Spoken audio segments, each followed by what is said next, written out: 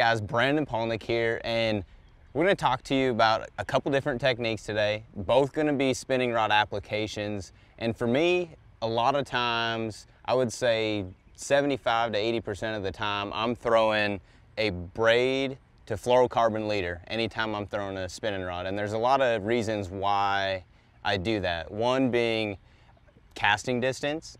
Braid is very supple, it doesn't have a lot of memory, and I'm able to cast it a long ways.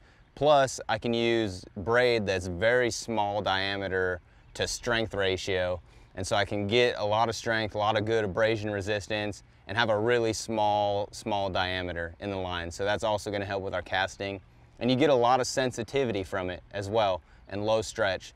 So in deep water situations, I can feel a lot of sensitivity. And there's some applications that I want to go straight fluorocarbon, but most of the time, I'm braid to fluoro. So the first thing you need to know is how to tie that knot. Take our fluorocarbon, make a loop.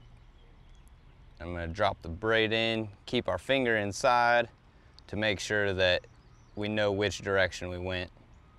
I'm going to take my braid, wrap over both sides of the fluorocarbon. I'm going to continue to work down 4, 5, 6, 7, 8, 9 times, and when I get to 9, I just start to work my way back up. If you need to, every once in a while I'll kind of retighten my fluorocarbon, but I work my way right back over the top, going the same direction around the fluorocarbon, but I'm wrapping over the braid, now working my way back to my finger. And when I get back to 9, I'm going to take that tag end of my braid and insert it back through the opposite direction of my finger.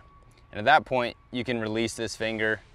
I'm going to take my braid, the tag end, and both ends of the fluorocarbon, lube it up a little bit, and slowly start to pull that knot down, keeping both ends tight, and cinch that down. I'll check my knot, and we're good to go. And just as added insurance, I take this tag in and I'll wrap a couple quick little knots, overhand knots, right over the braid. Usually I'll just do 2 of them to make sure everything is good and nothing's gonna slip with the braid.